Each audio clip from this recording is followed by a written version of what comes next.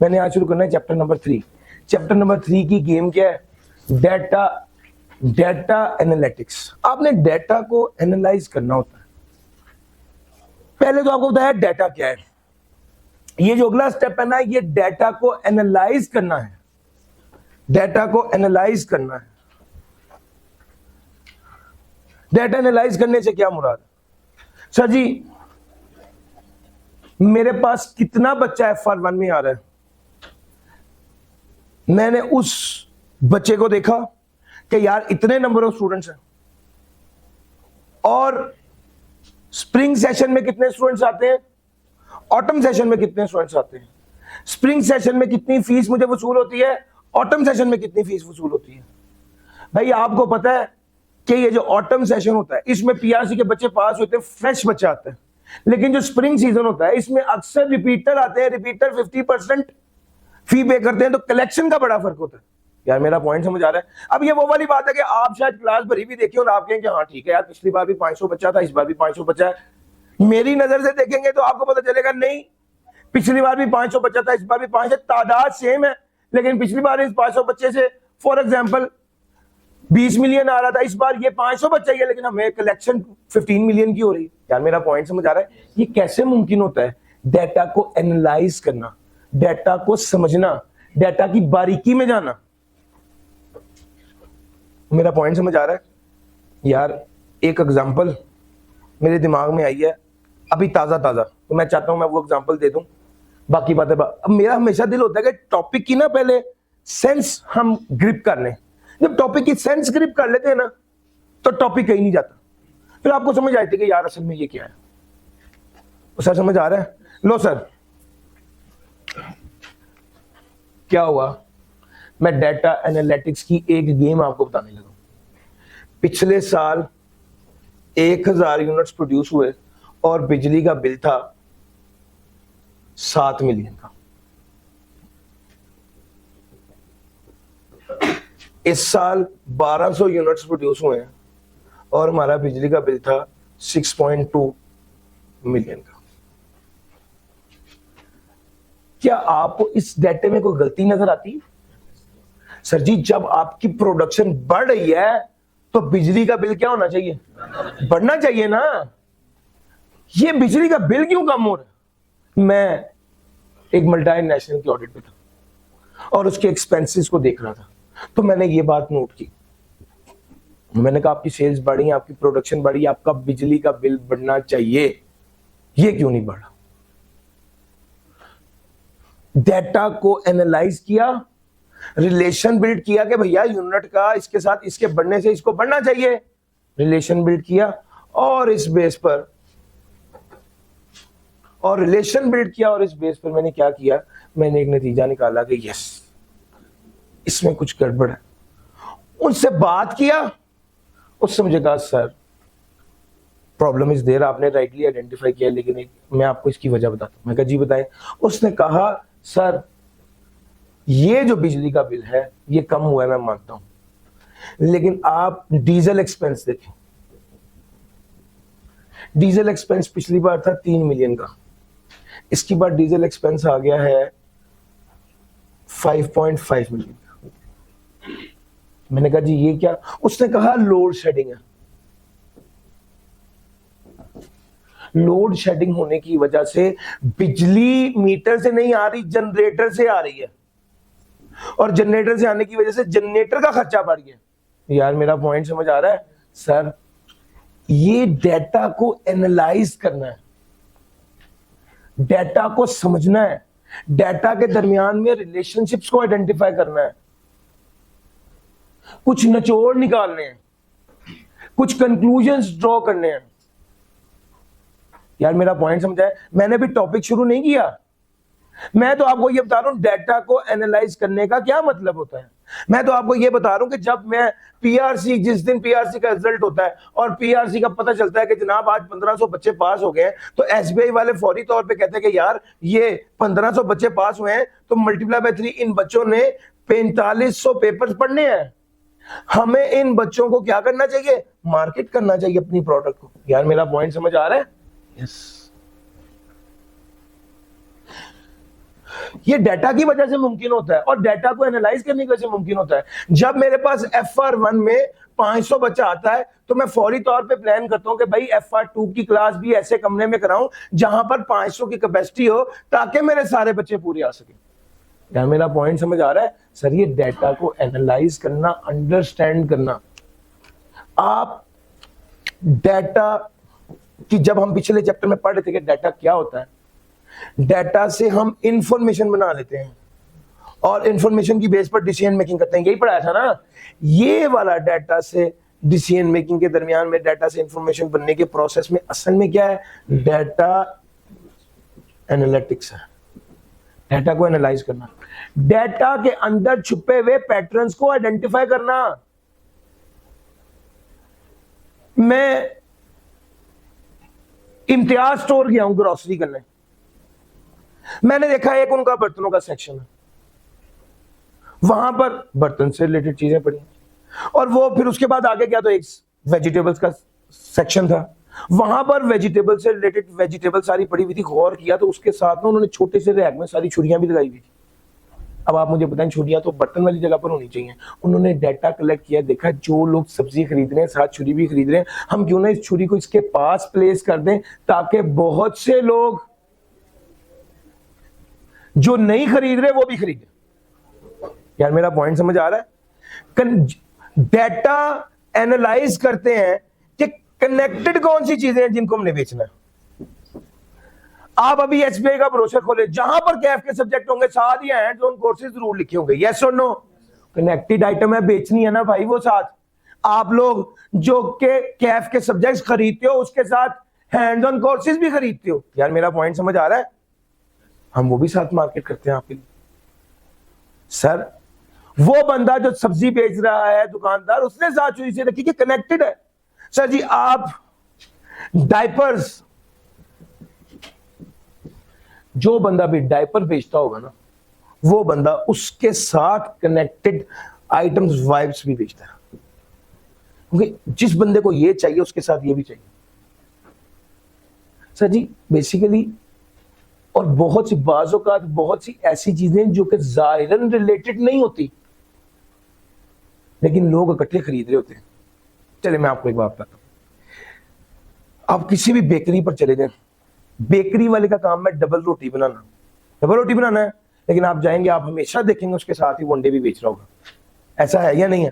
अंडा बुनियादी तौर पे जनरल स्टोर की आइटम है, स्टोर की आइटम है, और बेकिंग जो है वो तो डबल रोटी की हो रही है। यार मेरा पॉइंट पिक कर रहे हैं?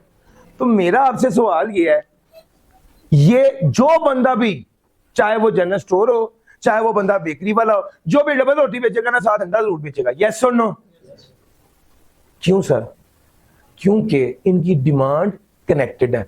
ओवर द पीरियड लोगों ने देखा कि यार जो बंदा डबल रोटी खरीदता है वो अंडा भी खरीदता है, जो अंडा खरीदता है वो डबल रोटी भी खरीदता है। आज ऐसा मुमकिन ही नहीं है कि कोई बंदा डबल रोटी बेच रहा हो और अंडा ना बेचे।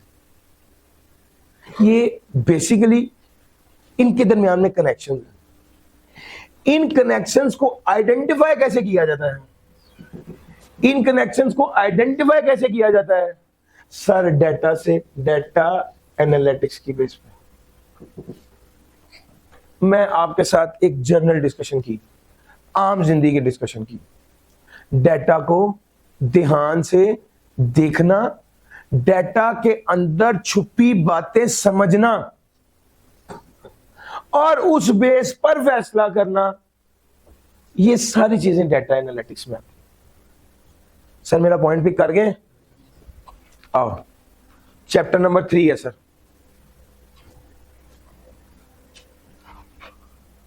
Sir data analytics, data set को एग्जामिन करना टू अनकवर ट्रेंड्स, ताकि हम ट्रेंड्स देख सकें, पैटर्न्स देख सकें, insights that can inform decision. Sir data collection, अब देखिएगा, data collection, data cleaning, data exploration, data modelling, interpretation and insight generation, decision making and action, monitoring and optimisation, ये सारी बातें डाटा एनालिटिक्स का हिस्सा। जरा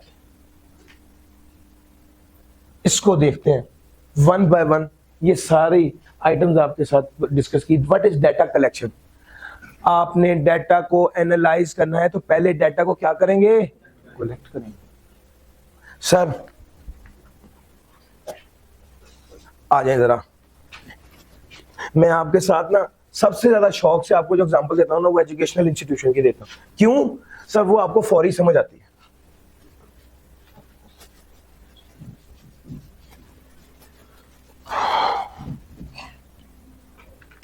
सर जी कपड़े की दुकान है,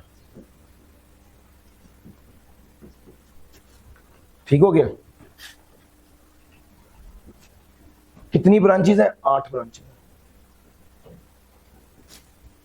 एक कपड़े की आइटम है, लेट्स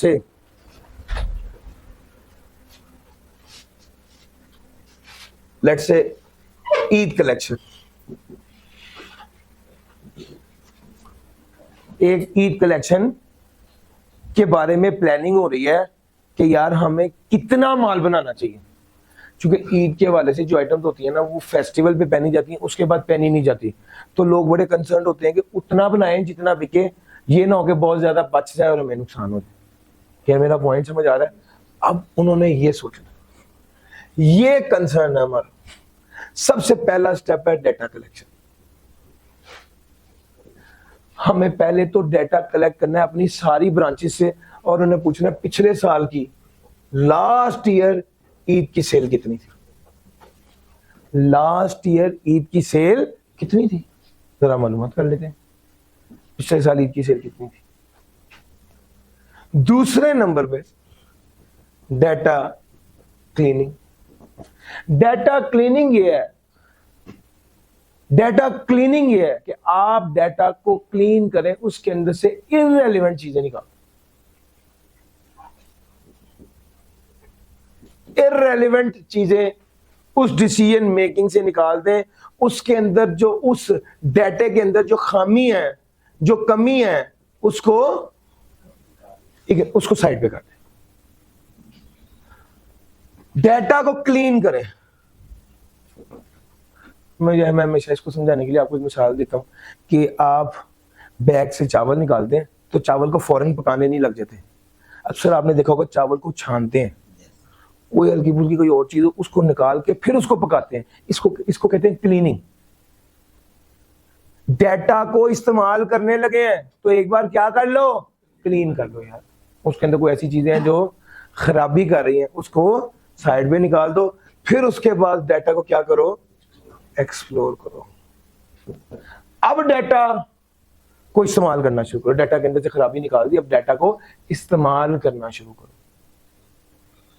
डेटा इस्तेमाल करें यानी डेटा को एक्सप्लोर करें, डेटा को समझें। इसके अंदर वो कहता है बाज़ औक़ात आपको ग्राफ बनाने होते हैं।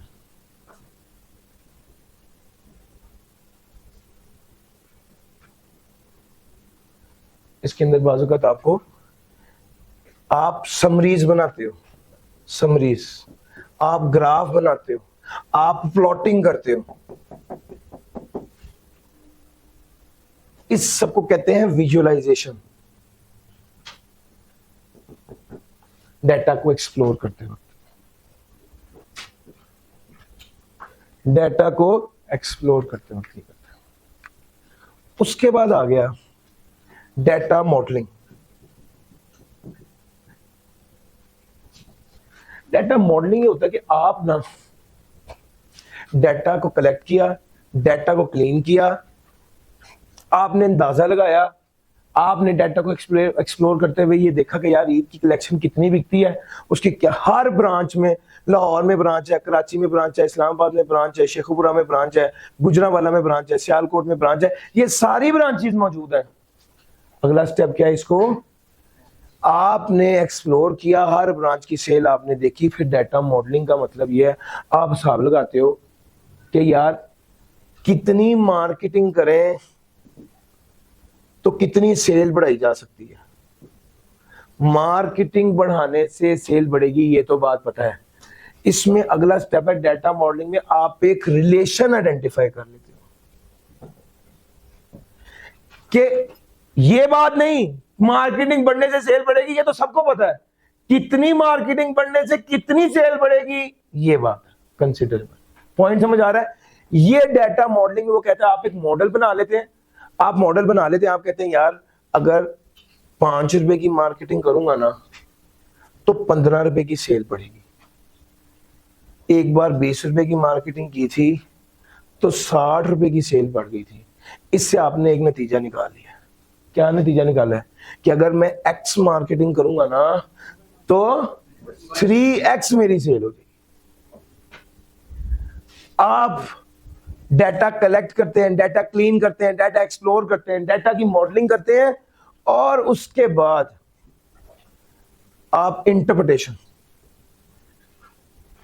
यार इंटरप्रिटेशन का वो स्टेप है जिसमें आप कहते हैं निचोड़ क्या है, हासिल गुफ्तगू क्या है, सारी सारदा लगाई, डाटा कलेक्ट किया, डाटा क्लीन किया, डाटा एक्सप्लोर किया, डाटा की मॉडलिंग की, अब आपने इंटरप्रेट करना है। फॉर एग्जांपल आप कहते हैं यार हम चाहते हैं हमारी 210 की सेल हो जाए, 210 मिलियन की सेल हो जाए, तो फिर कहा जाता है भैया अगर 210 मिलियन की सेल करना चाहते हो तो मार्केटिंग कितनी करनी पड़ेगी, डिवाइड बाय 3, सर जी 70 की मार्केटिंग करनी पड़ेगी आपको 210 की सेल अचीव करने के लिए। This is point number 5। अब जरा आगे चलते हैं, पॉइंट नंबर 6 की बात करते हैं। 1 2 3 4 इनसाइड जनरेशन समझ आया, नचोड़ डिसीजन मेकिंग एंड एक्शन, ये हमारा अगला काम, डिसीजन मेकिंग एंड एक्शन। इसमें क्या है, आपने जो निचोड़ निकाला उसके मुताबिक आप कहते हैं ठीक है हम 70 मिलियन की मार्केटिंग करेंगे और आप 70 मिलियन मार्केट पे इन्वेस्ट कर देते हैं। एक्शन का मतलब है कि सिर्फ ये नहीं सोचना कि इंशाल्लाह इस बार मैं बहुत पढ़ूंगा, ये डिसीजन मेकिंग है। एक्शन ये है कि किताब खोल के उसके आगे बैठ के उसको पढ़ना भी है। यार मेरा पॉइंट पिक कर रहे हो? तो उसने कहा डिसीजन मेकिंग तो करनी है, उसके साथ क्या है, एक्शन है। अच्छा अब 70 मिलियन की मार्केटिंग कर दी आपने, अगला स्टेप है monitoring and optimisation. Monitoring and optimisation, monitoring and optimisation, what is this monitoring and optimisation?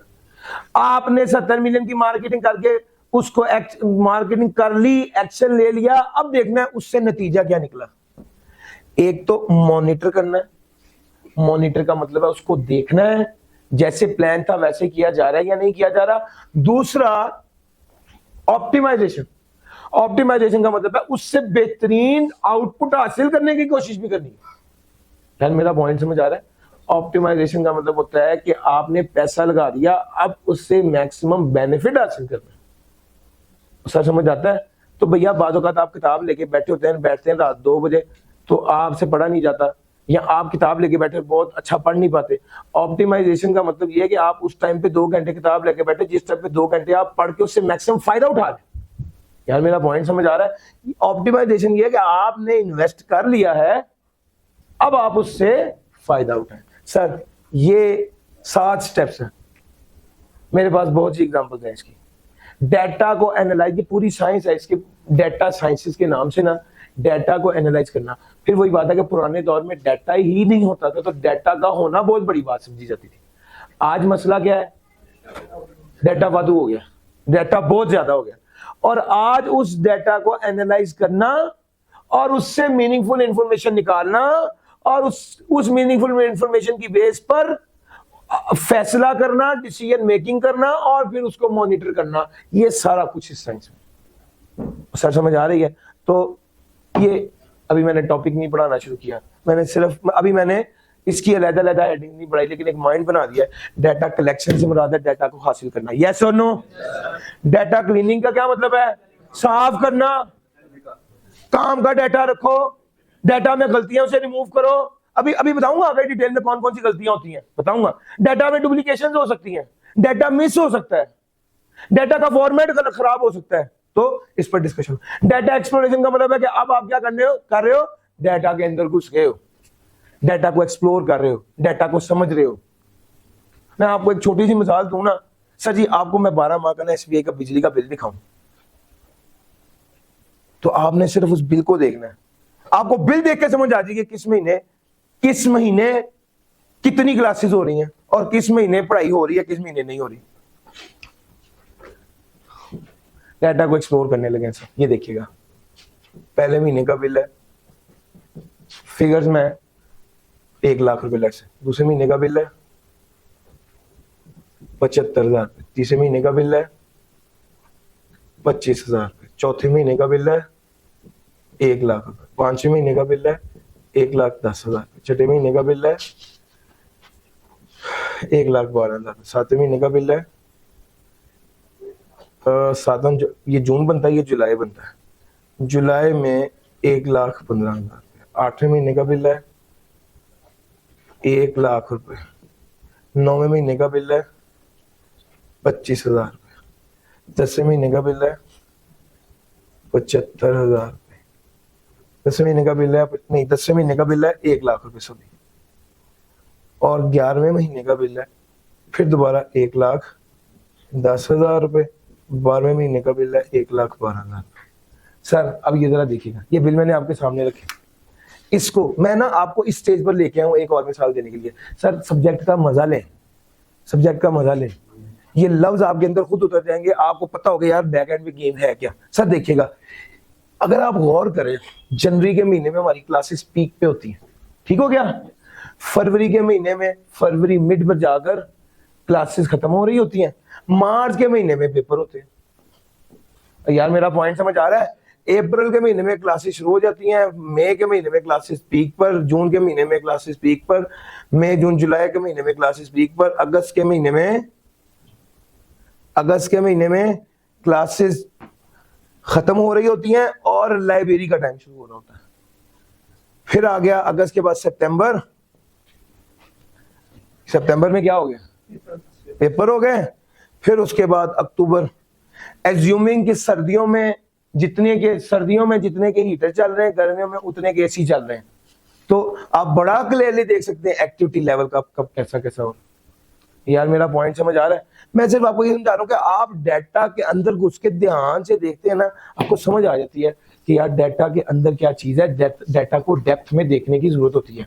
जब हम क्लाइंट पर जाते हैं ना, हमारे सामने बिजली का बिल आता है, उससे डिटेल मांगते हैं, वो कहते हैं कि सर ये 11 लाख रुपए का बिल है। मैंने कहा यार बताओ ये 11 लाख का बिल दिखाओ। वो एक बिल ले गया, 13 बिल थे, उसने 13 बिल्स की अमाउंट को ऐड करके 11 लाख लिखा हुआ था। यार मेरा पॉइंट समझ आ रहा है। तो सारे बिल्स को देखा, डेटा को एक्सप्लोर किया, यार मेरा पॉइंट समझ आ रहा है, इन डेप्थ एनालाइज किया, तो फिर चीजें आपको समझ आने लगती हैं। तो डाटा एक्सप्लोरेशन जब आप ये कर लेते हैं, अब इसी चीज को आप ग्राफ में भी शो कर सकते हैं कि भाई यहां से शुरू हुआ, नीचे आया, ऊपर आया, नीचे आया, ऊपर आया, नीचे आया, ऊपर आया, ऊपर आया, ऊपर आया, इस तरह करके इसको ग्राफिकली प्रेजेंट किया जा सकता है। तो भाई डाटा मॉडलिंग। अब आगे चलते हैं। डाटा एक्सप्लोर कर लिया। डाटा मॉडलिंग में क्या होता है, आप रिलेशनशिप बना लेते हो, आप रिलेशनशिप आइडेंटिफाई कर लेते हो। प्रोडक्शन का और इलेक्ट्रिसिटी बिल का क्या रिलेशन है, मार्केटिंग का और सेल का क्या रिलेशन है, क्या कर लेते हो, रिलेशनशिप बना लेते हो। एक मॉडल बना लेते हो रिलेशनशिप आइडेंटिफाई करके, ठीक हो गया। रिलेशनशिप बनाया, उसके बाद एक मॉडल बना लिया। मॉडल का मतलब यह है कि आपको समझ, ये मॉडल है सर, ये x और ये 3x, ये मॉडल है सर।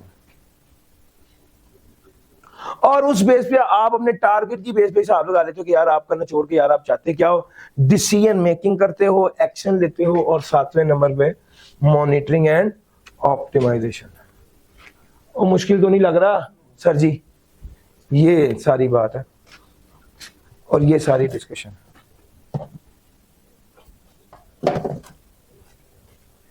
यार इसका ये होना चाहिए ना रिमूवर। सर क्या ये आप सारा समझ गए? आओ जरा।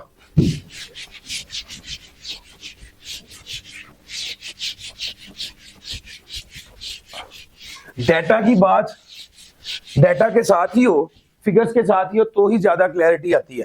खास तौर पे हम जो पढ़ रहे हैं, वो कोई बात पूछना चाह रहे हैं, कुछ गलत नहीं हो गया कुछ?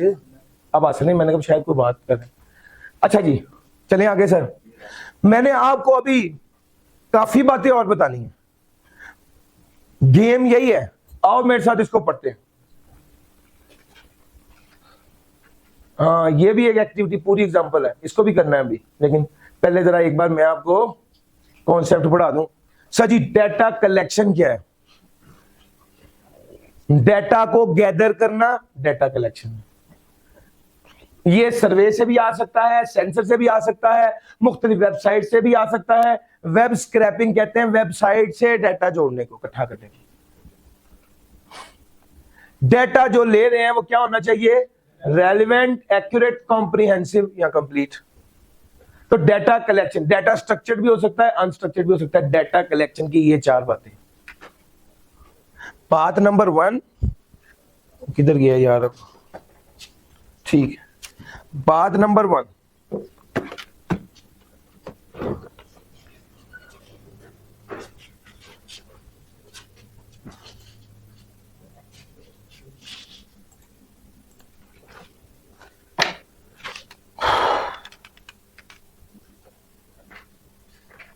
जी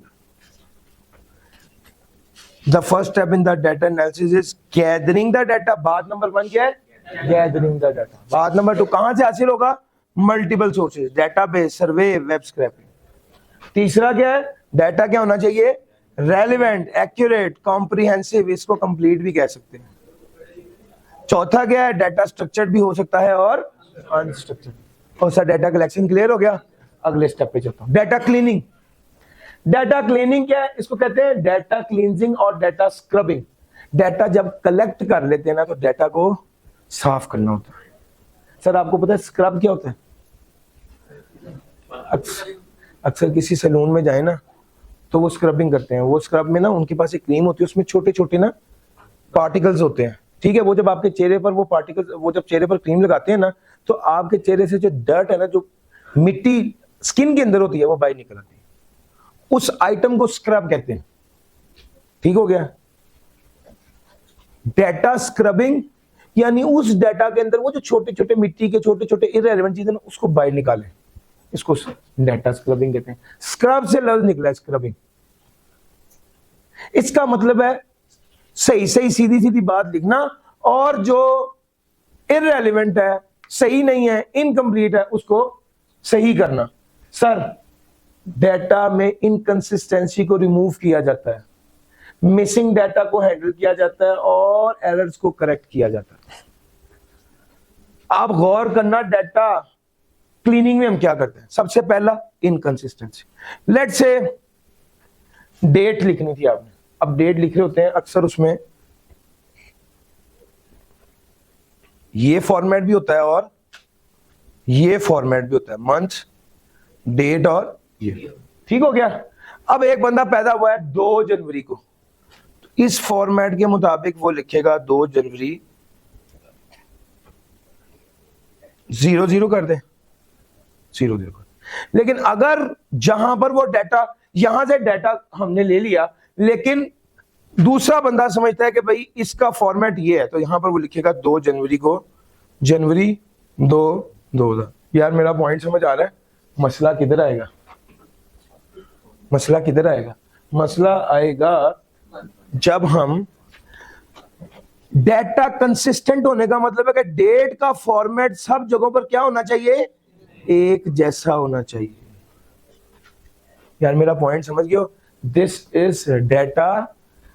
इज डाटा क्लीनिंग में इनकंसिस्टेंसीज को कैसे रिमूव करते हैं। आप अक्सर नोट करें, वो आपसे डेट ऑफ बर्थ मांगता है, साथ उसने ये लिखा भी होता है। क्यों लिखा होता है? ताकि आप गलती ना करते। सर हैंडलिंग मिसिंग डाटा, आपने उसको कहा है मुझे अपना इलेक्ट्रिसिटी का बिल बताओ, इलेक्ट्रिसिटी का डाटा दो।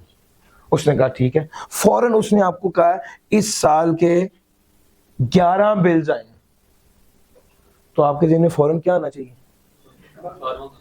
एक कम है ना भैया, साल में 12 महीने होते हैं तो बिल तो 12 होने चाहिए ना।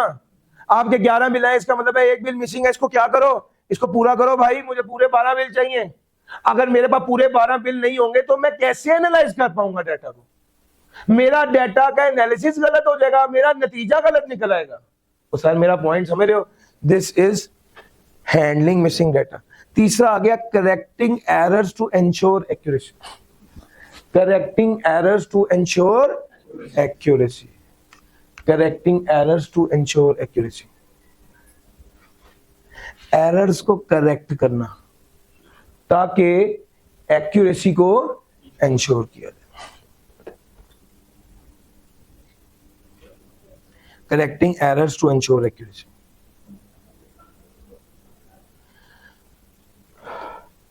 आप सबका ना वेट किया, डाटा मेरे पास आया, स्टूडेंट 1 का वेट है 72 का वेट है 74, 3 का वेट है 84 का वेट है 94, 5 का वेट है 105, 6 का वेट है 220। ये नहीं हो सकता सर, ये डाटा में कुछ गलत लग रहा है। और अगर स्टूडेंट 7 का वेट हो 16 किलो तो ये भी गलत है। कुछ ना रेंज होती है, एक्सेप्टेबल रेंज। जब चीज उससे बाहर निकलती तो फौरी समझ आता है कि यार ये को गलती हो गई होगी, एक आध सिफर आगे पीछे हो गया हुआ, वो हो जाता है ना। आप कहते हैं यार ये 16 लिखा है, मुझे लगता है ये 7 होना है, और सर समझ आ रही है। ये जो इसको कहते हैं करेक्टिंग डाटा। आपने अक्सर नोट किया होगा कि आप अगर गलती से अपनी डेट ऑफ बर्थ के साथ 1940 लिख दें, यानी आप 2001 की बजाय 1901 लिख दें, तो वो एक अलर्ट दे देगा कि यार तुम अब तक फोर्थ क्यों नहीं हुई। वो मेरा पॉइंट समझ आ रहा है सर? इनकंसिस्टेंसी है ना, गलती हो गई है, नजर आ रही है, एक्सेप्टेबल रेंज से बाहर हो गई है। सर पॉइंट समझ आ रहा है? इस तरह होता है। आप देखें कॉन्टैक्ट नंबर है, एक नंबर कम होता है, एक अलर्ट आ जाता है, भाई गलती होगी नंबर लिखने में। सर बुनियादी तौर पे एरर को करेक्ट करना ये भी डाटा क्लींजिंग है। अगला आ गया डाटा क्लीनिंग। आपने डाटा क्लीनिंग बड़ी अहम इसलिए कि छोटी छोटी गलतियां और इनकंसिस्टेंसीज की वजह से आपके पूरे एनालिसिस की ऐसी तैसी हो जाती है sir. It includes task like removing duplicates. Sir एक आइटम 2 बार लिख दिया है, डुप्लीकेट्स है उसको खत्म करना है, मिसिंग वैल्यूज को फिल करना है, डाटा फॉर्मेट्स को नॉर्मलाइज करना है और करेक्ट करना है डाटा एंट्री एरर्स को।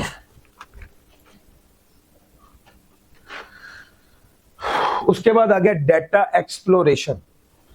डाटा एक्सप्लोरेशन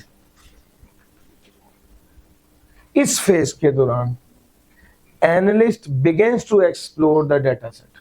डाटा एक्सप्लोरेशन में क्या होता है, आप अब एक्सप्लोर करें, यानी ये समझो कि इससे पहले आप बाहर से देख रहे थे, अब आप उसके अंदर घुसने लगे हो डाटा के, डाटा को अब ध्यान से देखोगे। और मेरा पॉइंट समझ आ रहा है? डाटा एक्सप्लोरेशन क्या है? अब आप डाटा को एक्सप्लोर करने लगे, पहले तो उसकी, अब डाटा पकने लगा है, इससे पहले तो कांट छांट थी। सर आप एक्सप्लोर करने के बाद समरी बना लेते हो, visualisation, report to get a feel of data. Sir ये स्टूडेंट 1 2 3 4 5 है, इसके 8 नंबर 7 नंबर 8 7 और लेट्स से 7.5। मेरे पास 5 स्टूडेंट्स हैं, मैं हर स्टूडेंट का इंडिविजुअली सारे नंबर देख रहा हूं, डाटा को एक्सप्लोर कर रहा हूं, अपने टीए को कहता हूं यार मुझे ना परफॉर्मेंस बताओ टेस्ट की क्या रही है, वो मुझे ना एक बार चार्ट बना देता है। अच्छा ये वाला स्टूडेंट हाईएस्ट मार्क्स वाला स्टूडेंट है, ये पास रेट है, मैं कहता हूं यार ठीक है 100% बच्चा पास है, गुड़ी यार ठीक हो गया। मैं कहता हूं अच्छा ये वाला बच्चा कौन है, नीचे इसका नाम आता है एक के, अच्छा ये एक के 100, ये इसके मार्क्स मैक्सिमम है, जबरदस्त। फिर मैं ये देखता हूं अच्छा यार एवरेज किधर आ रही है, लेट्स से एवरेज ये आ रही, तो मैं कहता हूं ओके सारे बच्चे पास है और एक एवरेज अंदाजे के मुताबिक 7.1 आ रही है, लेट्स से 6.9 बनेगी, नहीं हो सकता यार, 2 8 है 2 7 है, इनकी 7.5 बन रही है, ये 7.5 बनेगी ना, 7.5 एवरेज बन रही, तो मैं एवरेज निकालता हूं, मैक्सिमम निकालता हूं, पास रेट निकालता हूं। अब ये जो मैं कर रहा हूं ये क्या है, डाटा को एक्सप्लोर कर रहा हूं, डाटा को एक्सप्लोर कर रहा हूं, विजुअलाइज कर रहा हूं and report to get a feel of data. Techniques like plotting distributions, correlation matrices and scatter plots are used to identify patterns, anomalies and relationship between variables.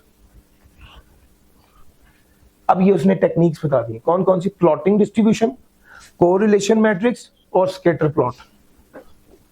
ये क्या है, ये कुछ टेक्निक्स हैं जिसके जरिए हम पैटर्न आइडेंटिफाई कर पाते हैं। एनॉमलीज, एनॉमलीज क्या होता है? अनयूजुअल। एक बच्चा है, उसके 10 में से पूरे 10 है, बाकी किसी के 8 से ऊपर ही नहीं है, ये भी नॉर्मली है। और एक बच्चा है जिसके 0.5 है, वो भी एक नॉर्मली है। एवरेज बच्चे के नंबर क्या है? एक एकदम बहुत अच्छे हैं और एक एकदम बहुत बुरे मार्क्स। नॉर्मली अनयूजुअल है। Relationship between variables, relationship between variables. हम देखते हैं, हमने जो टेस्ट मंडे वाले दिन रखा है उस टेस्ट में पास रेट बहुत अच्छा होता है, जो टेस्ट हम सैटरडे को रखते हैं या फ्राइडे को रखते हैं उसमें पास रेट कम होता है। इसका मतलब है हम नतीजा निकाल रहे हैं कि यार हम छुट्टी देकर टेस्ट रखते हैं तो बच्चा बेहतर परफॉर्म करता है। यार मेरा पॉइंट समझ आ रहा है सर? रिलेशंस आइडेंटिफाई करना। अब ये प्लॉटिंग डिस्ट्रीब्यूशन, को रिलेशन और मैट्रिक प्लॉट क्या है, आओ जरा ये देख लेते हैं। सर जी प्लॉटिंग डिस्ट्रीब्यूशन ये है सर, ये जो अभी जिसको बार चार्ट कहते हैं। कोरिलेशन मैट्रिक्स ऐसी होती है जिसमें एक का दूसरे के साथ, यानी एक्स बढ़ने से वाई बढ़ेगा या कम होगा, और अगर बढ़ेगा तो कितना बढ़ेगा और अगर कम होगा तो कितना कम होगा। यार मेरा पॉइंट समझ आ रहा है? इस चीज को देखो। Scatter plot, scatter plot, scatter plot ये है कि आपने प्लॉटिंग करनी, आपने एक्स वाई की फिगर लेकर सेंटर में प्लॉट कर देने। इन तीनों केसेस में आपको जनरल पैटर्न पता चल जाता है बच्चे का या डेटा का। अभी तो मैं मार्क्स की बात कर रहा हूं ना, ये बात सेल्स की भी हो सकती है ना, या यहां पर इसने बात वेट लॉस की है, ये भी तो हो सकती है ना। सर मेरा पॉइंट समझ आ रहा है? सर स्कैटर प्लॉट दो वेरिएबल्स के दरमियान में रिलेशन है, each dot represent one observation. Correlation, correlation की वैल्यू -1 से +1 के दरमियान हो सकती है, और एक आइटम के बढ़ने से दूसरी आइटम पर क्या इंपैक्ट होगा, बढ़ेगी या कम होगी, और कितनी बढ़ेगी और कितनी कम होगी, उसको दिखाता है correlation. Plotting matrices is like a bar chart जो हर वैल्यू को अपीयर कराता है। डेटा एक्सप्लोरेशन में क्या चीज आई सर? डेटा एक्सप्लोरेशन में समरीज आती हैं, विजुअलाइजेशन आती है। Plotting distribution, correlation matrix, scatter plots. The goal of the data exploration is to understand the structure and details of the data set before moving on to more advanced analysis.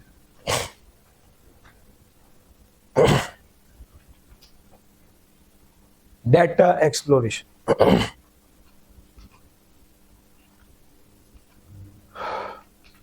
चलें sir जी, plotting distribution ये सारी बात। अब आ गई data modelling. Data modelling ये है, आप models build कर लेते हैं। मॉडल्स बिल्ड करने का मतलब है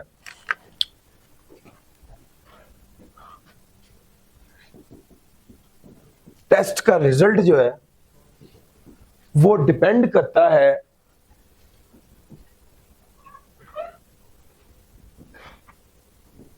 प्रायर नोटिस। सरप्राइज टेस्ट पे बच्चों का उतना बेहतर रिजल्ट नहीं होता जितना पहले नोटिस दिया होता रिजल्ट होता है। डिस्कशन सेशन,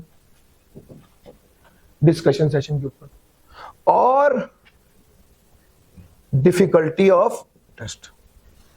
आप ना ये जो टेस्ट है उसका रिजल्ट इन 3 चीजों पे डिपेंड करता है। टेस्ट कितना डिफिकल्ट बनाया, डिस्कशन सेशंस हुए नहीं हुए, और प्रायर नोटिस टाइम दिया, टाइम फॉर प्रिपरेशन।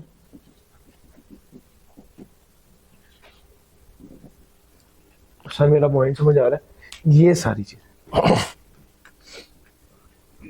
ये सारी चीजें हैं सर।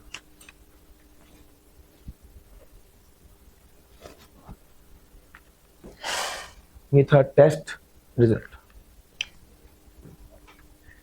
उसके बाद हम आगे चलते हैं 1 2 3। नेक्स्ट स्टेप है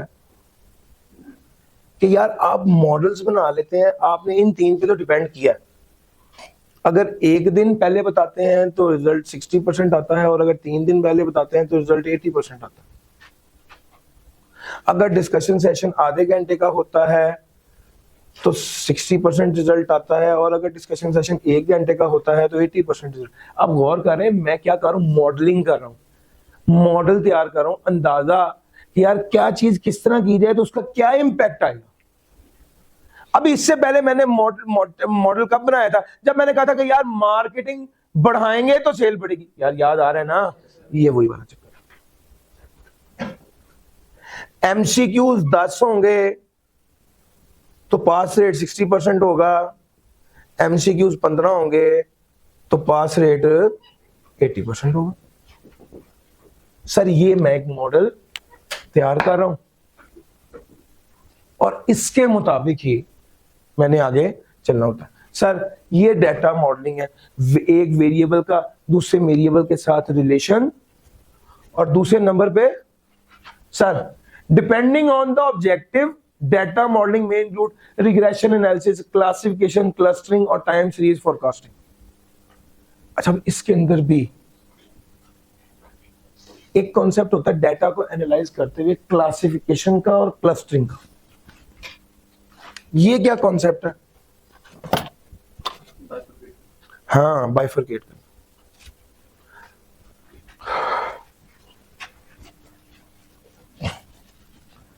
आप क्लासिफाई कर देते हो। क्लासिफाई करने का क्या मतलब है? आपका साल का बिल है, 1 ईयर की इलेक्ट्रिसिटी बिल है 11 लाख रुपए का। आप कहते हो यार मुझे इस तरह ना बताओ, मुझे इस तरह बताओ समर का कितना है और विंटर का कितना है। तो पता चलता है समर का बिल 7,000 है और विंटर का बिल 7 लाख है और विंटर का बिल 4 लाख। यार मेरा पॉइंट समझ आ रहा है? कंपैरिजन। आपने क्या कर दिया, इसको तोड़ने को कहते हैं क्लासिफाई करना, तोड़ने को कहते हैं क्लासेस में तोड़ना। समर और विंटर में तोड़ दिया, मंथ वाइज तोड़ दिया। और क्लस्टरिंग को कहते हैं जोड़ना। यार मुझे पूरे साल का बिल बताओ, पूरे साल का बिल क्या है, ये क्लस्टरिंग हो जाए। क्लस्टरिंग कहते हैं जोड़ने को, क्लासिफिकेशन कहते हैं। बाज़-औक़ात डाटा आप तोड़ के समझ रहे होते हैं और बाज़-औक़ात डाटा आप जोड़ के समझ रहे होते हैं। जब हमने कैंपस 1 और कैंपस 2, 2 कैंपस, बिजली का बिल देखना है, इलेक्ट्रिसिटी बिल देखना है, तो यहां पर आप इसको, ये कैंपस 1 का बिल 11 लाख है, कैंपस 2 का बिल 10 लाख है। अब आप इसकी टोटलिटी में इसको कंपेयर कर रहे हैं, तो यहां पर बुनियादी तौर पे आप क्लस्टर की फॉर्म में कंपेयर करते हैं। और बाज़ औक़ात आपको क्या करना होता है, बाज़ औक़ात आपको डाटा तोड़ के कंपेयर करना पड़ता है। सर जिस तरह एक पेप्सी है और एक कोक है, लेट्स से 2 ब्रांड्स हैं। वो कहता है जनाब पेप्सी का बिल है 11 लाख, कोक का बिल है 10 लाख। अब आप इसको डेप्थ में देखना चाहते हैं, भाई कैसे 11 लाख? वो कहता है मुझे बताओ फैक्ट्री का कितना है और ऑफिस का कितना है। मेरा पॉइंट समझ आ रहा है? तो पता चलता है फैक्ट्री का बिल है 9 लाख और ऑफिस का बिल है 2 लाख। यहां पर फैक्ट्री का बिल है 9 लाख, ऑफिस का बिल है 1 लाख। आपको समझ आ गया? मसला फैक्ट्री के बिल का नहीं है, मसला ऑफिस के बिल का है। यहां पर ऑफिस में बिजली डबल खर्च हो रही है। यार मेरा पॉइंट पिक कर रहे हो आप? ये आपको कैसे पता चला है? जब आपने डाटा को तोड़ा तो आपको समझ आई। आप कभी कभी, हम अपने ही बिल देख देख के परेशान हो रहे होते हैं। मैं आपको किसी की बात नहीं बता रहा, अपने घर की बात बता रहा हूं। मैं बिल देखा, गर्मियों का पिछले साल बिल आया था 37,000, इस साल बिल आया 40,000। मैंने कहा यार ये क्या तरीका है, इतना ज्यादा बिल क्यों आ रहा है? बिल देखा, पिछले साल यूनिट खर्च हुए थे 2600, इस साल भी यूनिट खर्च हुए हैं 2600। फर्क क्या है? सर रेट बढ़ गया बिजली का। ये सारा बिजली के रेट बढ़ने की वजह से फर्क है। वो मेरा पॉइंट समझ आ रहा है? अब मैं घर वालों को जो कह रहा था कि यार आप बेचा बिजली इस्तेमाल कर रहे हो, क्यों इतनी ज्यादा बिजली इस्तेमाल कर रहे हो, मैं कह ही नहीं रहा क्यों। मैंने खुद देख लिया बिजली तो वो पिछले साल जितनी इस्तेमाल कर रहे हैं। मसला पिछली बार जितनी बिजली इस्तेमाल करने का नहीं है, मसला क्या है? पर यूनिट रेट बढ़ गई। सर ये ही तो एनालिसिस है डाटा का। यार आप मेरा पॉइंट पिक कर रहे हो? मैं एक ना क्लाइंट पर गया हुआ था और मुझे मेरे पार्टनर ने पूछा, पिछली बार हमारे पार्टनर होते थे, मैं क्रो से आर्टिकल्स किए में, तुम्हारे पार्टनर थे सर नासिम मुनीर। उन्होंने कहा पिछली बार प्रोडक्शन थी 1 लाख यूनिट की, प्रोडक्शन थी 1 लाख यूनिट की और स्क्रैप सेल थी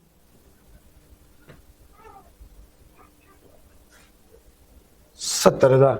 इस बार प्रोडक्शन हुई है 2 लाख यूनिट की, इस बार प्रोडक्शन हुई है 90,000 यूनिट की, और स्क्रैप सेल है 80,000। ये एक्चुअल डाटा था फाइनेंशियल स्टेटमेंट का। उन्होंने कहा अली इमरान ये कैसे हो सकता है यार, मुझे बुलाया, उन्होंने बड़े बड़े मीठे अंदाज से बेइज्जती करते थे कि यार अली इमरान इधर तो आओ, तुम मेरे भाई हो यार, ये कैसे हो सकता है, तुम क्यों नहीं ध्यान से काम करते। तो वो ना बड़ी मीठी मीठी बेइज्जती करते थे।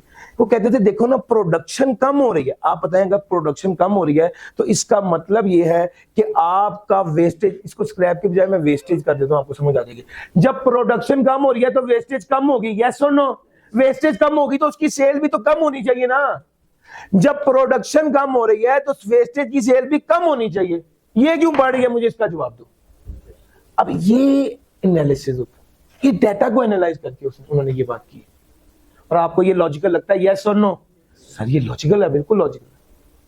फिर वो हमने बैठ के देखा तो पता चला कि पिछले साल जो आइटम हमने 100 रुपए पर केजी की स्क्रैप में बेची थी, इस वक्त वो आइटम 175 रुपए पर केजी की हुई थी। तो गर्चे प्रोडक्ट, गर्चे wastage in number of units कम हुई है, लेकिन उसकी कीमत बढ़ गई। यार मेरा पॉइंट समझ आ रहा है? सर ये सारी डिस्कशन हम आपके साथ कर रहे थे डेटा मॉडलिंग की, डेटा को मॉडल करना, ट्रेंड्स को अंडरस्टैंड। यार मैं बहुत सी एग्जांपल्स आपके साथ शेयर कर रहा हूं, और मकसद ये है कि आपका दिमाग चौकस हो, आपको कॉन्सेप्ट की, आपको बात की समझ आए कि यार हम कर क्या रहे हैं। मेरा ख्याल है कि सिर्फ आज के लेक्चर में मैं 10 से ज्यादा एग्जांपल्स आपके साथ डिस्कस कर चुका हूं, यस और नो? इससे आपका माइंड बनता है। ये अल्फाज याद करने से ज्यादा जब आपको ये बात समझ आ जाएगी तो बात बन जाएगी इंशाल्लाह। नहीं sir, interpretation and insight generation, एक बार मॉडल डेवलप हो गया, अब आपको टारगेट क्या है? अब आपको नतीजा निचोड़, अब आपको नतीजा या निचोड़ पता करना है। सर आप raw numbers and data into actionable business insight, अब आप इससे एक निचोड़ निकाल सकते हैं कि आपको एक्चुअल में चाहिए क्या है, आपका टारगेट क्या है, आप एम क्या कर रहे हैं। यार मेरा पॉइंट समझ आ रहा है? सर ये वाली बात है, the goal is to derive meaningful conclusion that can inform decision making, insight may lead to further questions requiring additional analysis of the cycle. Sir ज्यादा डेप्थ में गए, डेप्थ में जाकर अंडरस्टैंड किया, रिलेशन बिल्ड किया, और जो आप चाहते थे उससे निचोड़ निकाल दी। मैं ये चाहता हूं कि मेरा पास रेट 100% हो, या मेरा पास रेट मिनिमम कितना हो, 80% हो। तो मैं क्या करूंगा? फिर इसका मतलब है कि मुझे कम से कम 2-3 दिन पहले नोटिस देना पड़ेगा। फिर उसका मतलब है मुझे कम से कम 1 घंटे का डिस्कशन सेशन करना पड़ेगा। फिर इसका मतलब है मुझे कम से कम 15 MCQs लाने पड़ेंगे। यार मेरा पॉइंट समझ आ रहा है? मैं ये इंटरप्रिटेशन है, नतीजा, निचोड़, कंक्लूजन, इनसाइट जो मैंने हासिल किया है, सारे डेटे से जो मैंने निचोड़ निकाला है, वो मेरा इस स्टेज पे आता है कि यार अब निचोड़ क्या, और मैंने अपने टारगेट को और अपने ऑब्जेक्टिव को हासिल कैसे करना है। और अगला स्टेप होता है डिसीजन मेकिंग। एक्चुअल में इंप्लीमेंट कर देते हैं हम इसको, इंप्लीमेंट कर देना, बिजनेस स्ट्रेटजी को उसके मुताबिक एडजस्ट करना, रिफाइन कर, जो सोचा है, जो प्लान किया उसके मुताबिक नए आइडियाज को इंप्लीमेंट कर देना। सर और लास्ट में आ जाता है monitoring and optimisation. Sir monitoring and optimisation में क्या होता है? जब आप डिसीजंस कर लेते हैं तो उस एक्शंस को मॉनिटर करना होता है। After decision are made and action are taken, the impact of those action must be monitored by continuously tracking outcomes. Organisation can determine whether the decision was effective. वो कहता है डिसीजन जब कर लेते हैं तो इम्पैक्ट उसका मॉनिटर होता है कि जो चाहते थे वो हासिल हो रहा है, और कॉन्टिन्यूस ट्रैकिंग करने से ऑर्गेनाइजेशन डिटरमिन कर पाती है कि क्या ये डिसीजन इफेक्टिव था या नहीं था। Adjustment can be made if necessary and the analysis can be repeated to refine the model. आप ये नतीजे पर पहुंचने के बाद, डिसीजन मेकिंग और एक्शन लेने के बाद उसको मॉनिटर करते हैं कि जो मेरा हदफ था वो हासिल हुआ या नहीं हुआ। और अगर आप मॉनिटर करते हुए नतीजा निकालते हैं कि नहीं अभी हदफ मेरा पूरा हासिल नहीं हुआ, अभी मुझे अपना टारगेट अचीव करना है, तो आप एडजस्टमेंट्स करेंगे और दोबारा से ये प्रोसेस होगा ताकि आप अपने रिजल्ट्स को इंप्रूव कर सकें। एक केस स्टडी इशू ये है कि स्टूडेंट टेक्स्ट में क्यों फेल हो रहे हैं। सबसे पहला टारगेट है, हमने बच्चों का डाटा इकट्ठा किया। स्टेप 1 यही है ना, डाटा कलेक्ट करना। डाटा कलेक्ट किया, कितने बच्चे अटेंडेंस का रिकॉर्ड, रेगुलरली क्लास अटेंड करते हैं, रेगुलरली टेस्ट देते हैं, असाइनमेंट पूरी करते हैं, और लाइब्रेरी कितने बच्चे यूज कर रहे हैं, ये डाटा हमने SBI का इकट्ठा किया। दूसरे स्टेप पे डाटा को क्लीन किया। डाटा क्लीन से मुराद है कि कुछ ऐसे बच्चे थे जो रिपीट कर रहे थे, उसको निकाला, चूंकि रिपीटर का नहीं, हम फ्रेश बच्चों का एनालिसिस कर रहे थे। कुछ ऐसे बच्चे थे जिनके नाम 2 बार आ गए थे, उन्हें निकाला। कुछ ऐसे थे लाइब्रेरी यूजेज, उन्होंने लिखा होता 18 घंटे, हमने कहा तो लाइब्रेरी 12 घंटे खुलती है, तो ये 18 घंटे लिखा है, इसका क्या मतलब है? ये फिगर ठीक नहीं है। सर मिसिंग को रिमूव किया, डुप्लीकेट्स को, फिर डाटा क्लीनिंग को समझो। डाटा क्लीनिंग क्या होता है? Marks obtained 20, 35, 65। अब 3 टेस्ट थे, 3 के मार्क्स ये ऑब्टेन्ड थे। क्या ये इस तरह हम इसको एनालाइज करेंगे तो क्या फायदा होगा? असल में तो हमें पता होना चाहिए कि ये 20 कितने में से आए। सर ये 25 में से 20 थे, ये 40 में से 35 थे, ये 100 में से 65 थे। मेरा पॉइंट समझ आए? तो बजाय इसके कि हम मार्क्स को एनालाइज करें, ऐसे नहीं, हम क्या कर लेंगे, हम परसेंटेजेस निकाल लेंगे। टेस्ट 1 में 80% है, टेस्ट 2 में 88% है, टेस्ट 3 में लेट्स से 65% है। तो हम परसेंटेजेस निकाल के उसकी एवरेज परसेंटेज ले लें। डाटा को स्टैंडर्डाइज करने का मतलब समझ आ रहा है? याद है हम अक्सर ये कहते हैं कि जी पर डे का डाटा हो तो सारी चीजें पर डे पे लेके आओ, पर मंथ का डाटा हो तो सारा कुछ पर मंथ पे कैलकुलेट हो रहा हो, डेट का फॉर्मेट मंथ पहले है डे बाद में, तो हर जगह पे वही हो। यार ये कल बातें आपके साथ की हैं सर जी। डाटा क्लीनिंग में ये वाली बात है। डाटा एक्सप्लोरेशन, डाटा एक्सप्लोरेशन में क्या है? Attendance with the test record. अब मैं डाटा के अंदर घुस गया, अभी पहले तो डाटा गैदर कर रहा था ना, अब मैं बच्चों से पूछ रहा हूं, हाँ भाई कैसा रहा टेस्ट, कैसा आपको बात की समझ आ रही है, अंडरस्टैंडिंग कैसी है, क्या आपको अच्छे से अंडरस्टैंडिंग हो रही है? जो बच्चे अटेंडेंस लगा रहे हैं, जिन बच्चों की अटेंडेंस बेहतर है, उनके टेस्ट रिकॉर्ड भी देखे जा रहे हैं। टेस्ट रिकॉर्ड हम एक रिलेशन निकाल रहे हैं कि यार जिनकी अटेंडेंस बेहतर है उनके टेस्ट भी बेहतर है। दूसरा, जिन्होंने क्लास टेस्ट नहीं दिए उनका फेलियर रेट ज्यादा है। अब हम क्या कर रहे हैं? डाटा को एक्सप्लोर कर रहे हैं, डाटा को अंडरस्टैंड कर रहे हैं, और हमने एक नतीजा निकाला है कि यार अटेंडेंस का एग्जाम फेलियर से ताल्लुक है। With the low attendance there is a more chances of failure, और with the low test score there is a more chances of failure. Regression में, यहां पर डाटा मॉडलिंग में आपने रिजल्ट से जो रिलेशन है वो निकाला है। रिजल्ट यानी अटेंडेंस ज्यादा, रिजल्ट बेहतर। फिर low test score leads to poor result, low test score leads to poor result. यहां पर एक बात देख लो, अब यहां पर क्या है? टेस्ट स्कोर कम, रिजल्ट कम, या टेस्ट स्कोर ज्यादा, रिजल्ट ज्यादा। रिलेशन आइडेंटिफाई कर दिया, रिलेशन आइडेंटिफाई कर दिया। रिग्रेशन, यहां पर भी आप डाटा को एक्सप्लोर कर रहे हैं। बच्चे लाइब्रेरी कितनी यूज करते हैं, बच्चे लाइब्रेरी में क्या अच्छे से पढ़ रहे हैं, बच्चे का लाइब्रेरी का time in time out note करके देख रहे हैं कि बच्चे कौन कौन से कितना कितना टाइम लाइब्रेरी में लगा रहे हैं। असाइनमेंट, टेस्ट स्कोर और अटेंडेंस, ये सारा कुछ डाटा कलेक्ट करके इसको एक्सप्लोर कर रहे हैं, डाटा मॉडलिंग कर रहे हैं। इंटरप्रिटेशन एंड इनसाइट, हमने एक नतीजा निकाला। अच्छा, जो इंटरप्रिटेशन होती है that is relatively concrete. Concrete का मतलब होता है वो ज्यादा ऐसी होती है जिससे कोई नतीजा अखज किया होता है। हमने देखा है वो बच्चे जिनकी अटेंडेंस 60% से भी कम होती है वो ज्यादातर फेल होते हैं। और ये सारी बातें आप लोगों पर, आप लोग सिर्फ इसको टॉपिक का करके ना करें, इसको समझें भी। ये हमारे कुछ निचोड़ है जिसको हमने आपके साथ, 60% से भी जिसकी अटेंडेंस कम है ज्यादातर वो फेल होते हैं। हमने देखा है वो बच्चा जो जब दिल चाहता है तब पढ़ता है, रेगुलरली लाइब्रेरी में नहीं आता। मैं लाइब्रेरी बहुत ज्यादा प्रमोट करता हूं क्योंकि मैं आज भी मानता हूं कि अगर मैं लाइब्रेरी ना गया होता तो आज मैं चार्टर्ड अकाउंटेंट क्वालिफाइड ना होता। सर ये एक ब्लेसिंग है हम जैसे बच्चों के लिए। जो मैं अपने आप को समझता हूँ, मुझे ना ईमानदारी की बात है, पढ़ने का शौक ही नहीं है। शौक है, एक बंदा होता है ना वो खुशी खुशी से पढ़ रहा होता है, कसम से मुझे पढ़ने का शौक नहीं था। तो सर आपने फिर भी कैसे सीए कर दिया? यार असल में ना मैं उस माहौल में जाके बैठ जाता था जहां सारे पढ़ रहे होते, तो मैं भी पढ़ लेता था। यार अगर आपको लग रहा है कि कल टेस्ट है मुझे पढ़ना चाहिए और आप पार्क में चले जाएंगे, तो पार्क में तो पढ़ाई का माहौल नहीं है। आप लाइब्रेरी में जाएंगे, लाइब्रेरी में जाके बैठेंगे, देखेंगे 2 बच्चे छोड़ के आपका ही क्लास फेलो बैठा हुआ, उसे कहेंगे क्या कर रहा है, यार कल टेस्ट है वो तैयार कर रहा हूँ, तो आपको भी आएगा यार मुझे भी करना चाहिए। यार अगर आप अल्लाह के करीब जाना चाहते हैं तो मस्जिद में जाएंगे ना, मूवी देखने तो नहीं ना चले जाएंगे सर।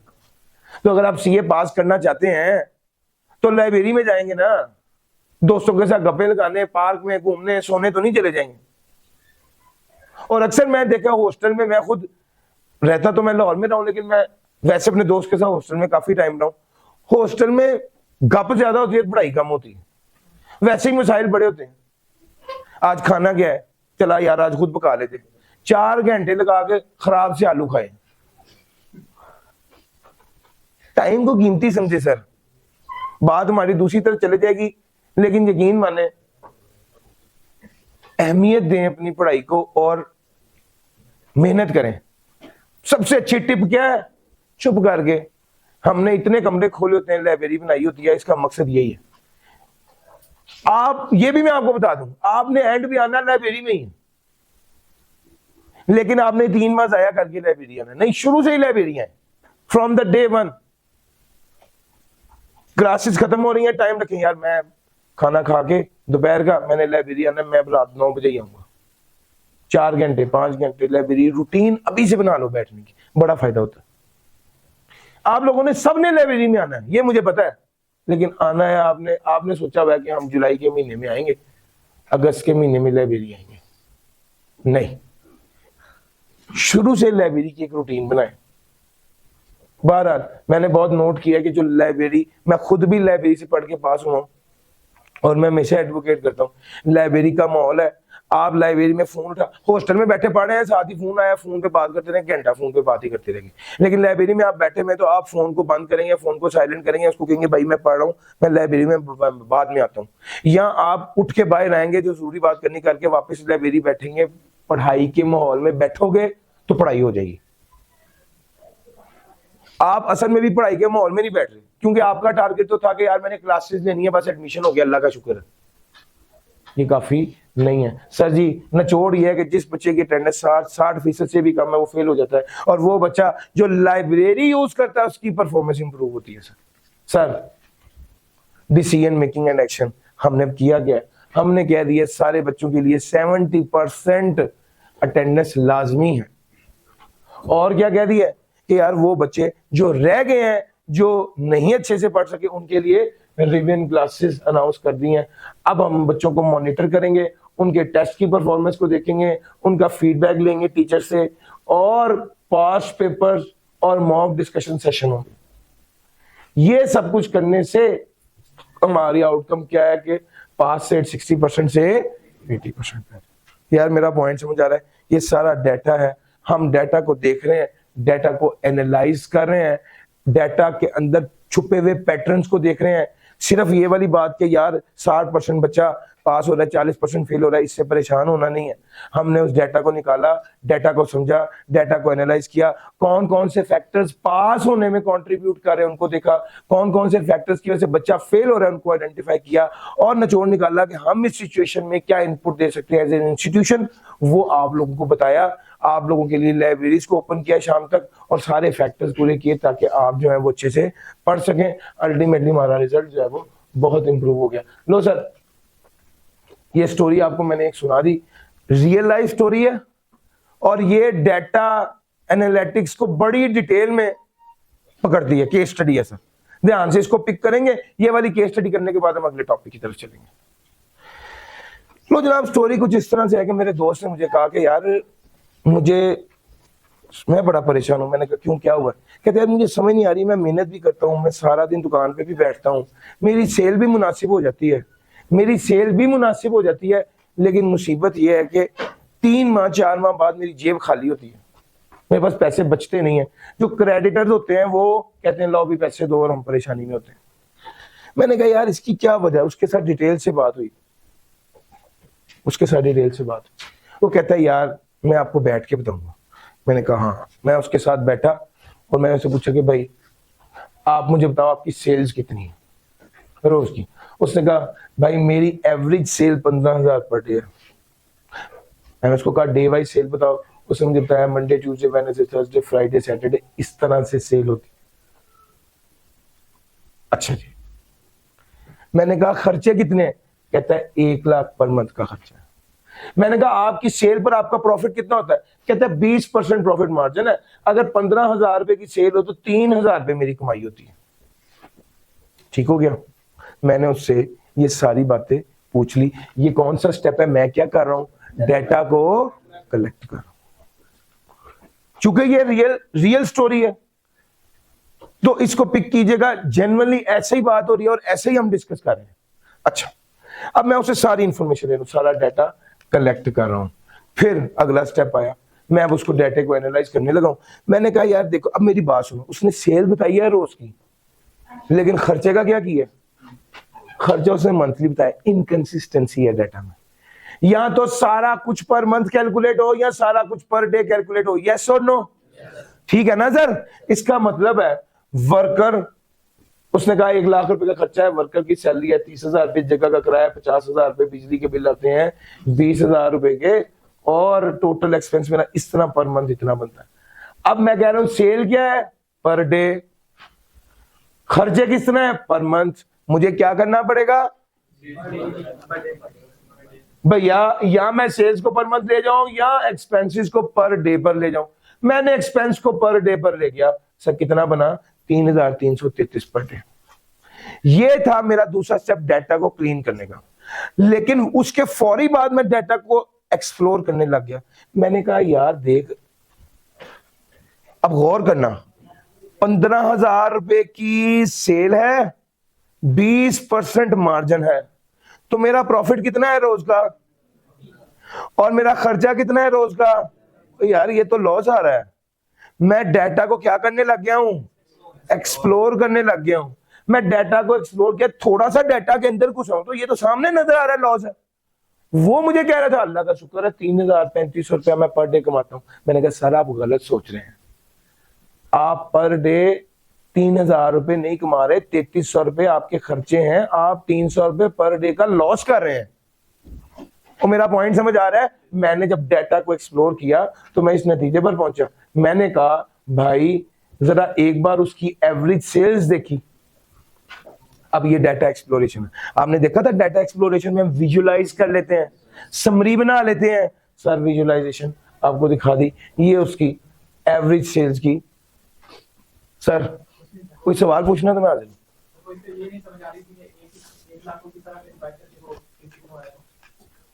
अच्छा कोई मसला नहीं भैया, 1 लाख को डिवाइड बाय 30 करेंगे ना तो आ जाएगा। 1 लाख पर मंथ है ना, उसे डे पे करेंगे तो एक मंथ में कितने डेज होते हैं? 30, डिवाइड बाय 30 करेंगे तो ये आ जाएगा।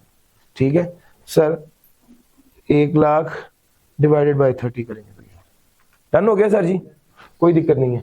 अच्छा अब मैं डाटा को एक्सप्लोर कर रहा हूं, मुझे समझ आ गया यार ये तो प्रॉफिट है नहीं, ये तो क्या है? लॉस। अब बात ध्यान से समझना, चूंकि ये बात रियल है। बैठ के ना हम, वो भी सर पकड़ के बैठ गया। अच्छा यार, मैंने कहा यार परेशान होने की बात नहीं, तुम्हारा मुनाफा तुम्हारा मुनाफा तुम्हारे एक्सपेंसेस को तकरीबन पूरा कर रहा है, 300 रुपए सिर्फ कम है। मैंने उसको कहा इसकी असल वजह यह है कि तुम्हारी सेल्स कम है। अगर तुम्हारी सेल्स बढ़ जाएंगी तो तुम लॉस से बाहर निकलोगे। तुम्हारा मार्केटिंग एक्सपेंस, मार्केटिंग करो, मार्केटिंग करने से सेल बढ़ेगी, सेल बढ़ने से आपका प्रॉफिट बढ़ जाएगा, आप लॉस से बाहर आ जाओगे।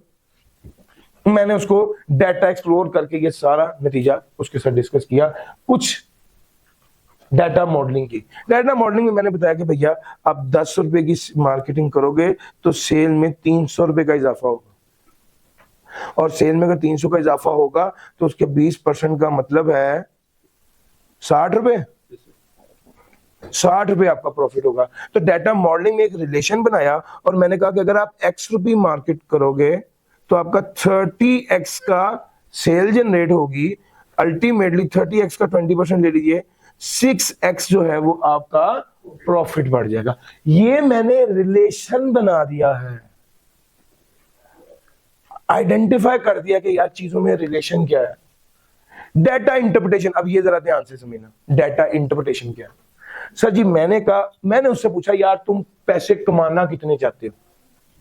कहता है कम से कम 3,000 रुपए पर डे में कमाना चाहता हूं। मैंने कहा इस वक्त तुम्हारी फिक्स कॉस्ट क्या है? उसने कहा 3333 रुपए। फिर मैंने उसको कहा कि तुम 3333 रुपए। फिर उसके बाद मैंने कहा कि तुम्हारा प्रॉफिट क्या है, कितना प्रॉफिट चाहते हो तुम? उसने कहा 3,000 रुपए का प्रॉफिट चाहता हूं। डिवाइड किससे कर देंगे?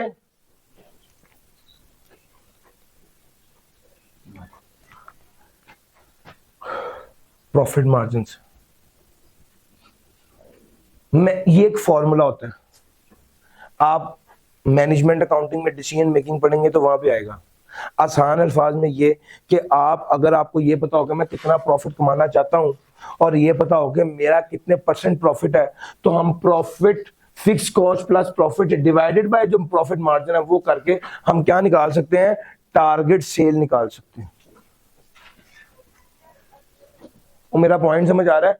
मैंने ये फॉर्मूला अप्लाई किया और उसे बताया कि भाई कम से कम तुम्हें 31,665 रुपए की सेल चाहिए अगर तुम 3,000 मुनाफा कमाना चाहते हो पर डे। तो यार मेरा पॉइंट समझ आ रहा है? वो 15,000 की सेल पर सोच रहा था कि मेरा 3,000 मुनाफा है, जबकि नहीं था, उससे ज्यादा तो फिक्स कॉस्ट थी। यार मेरा पॉइंट समझ आ रहा है? मैंने उसको सिखाया कि नहीं भैया, पहले फिक्स कॉस्ट का खर्चा पूरा होता है, उसके बाद प्रॉफिट आता है। उसको मैंने कहा कि भाई आप 20% मुनाफा कमाते हो, आपका 20% इतना होना चाहिए कि आप 6,333 रुपए कमा लो। यार मेरा पॉइंट समझ आ रहा है? तो 6,333 रुपए कमाओगे जिसमें से ये फिक्स कॉस्ट निकलेगी, तो ये आपका प्रॉफिट होगा। मैंने उसको फॉर्मूला बताया, fix cost plus target profit divided by, इसको बोलते हैं कंट्रीब्यूशन, या इसको कह लो gross profit margin. Gross profit का तो पता है ना क्या होता है? मैंने उसको बताया, डेटा इंटरप्रिटेशन में निचोड़ निकाला। निचोड़ ये है कि भाई 3,000 कमाना चाहते हो, 31,000 सेल होगी तो तुम 3,000 कमाओगे। अब ये समझ आ गया कि 31,000 सेल होगी तो मैं 3,000 कमाऊंगा। अब अगला स्टेप आ गया कि करना क्या है, 31,000 सेल कैसे जनरेट होगी? मैंने कहा भाई मार्केटिंग से। दूसरा तुम एक काम करो, वो बेचता था ड्रेस शर्ट और ड्रेस पैंट। मैंने उसको कहा आप ना टी शर्ट और ट्राउजर साथ अपने ऐड कर लो आइटम में, ये चूंकि ज्यादा सस्ते हैं और फ्रीक्वेंटली यूज होते हैं तो आपकी सेल बढ़ जाएगी। सर जी हमने क्या किया, एक्शन क्या लिया है, लो वैल्यू आइटम ऐड कर ली, टी शर्ट और ट्राउजर। इसका रिजल्ट ये हुआ कि सेल बढ़ के कितनी हो गई? इसका रिजल्ट ये हुआ कि सेल बढ़ के 30,000 रुपए पर पहुंच गई। इसका रिजल्ट ये हुआ कि सेल बढ़ के 30,000 रुपए पर पहुंच गई। और सर मेरा पॉइंट समझ आ रहा है? सो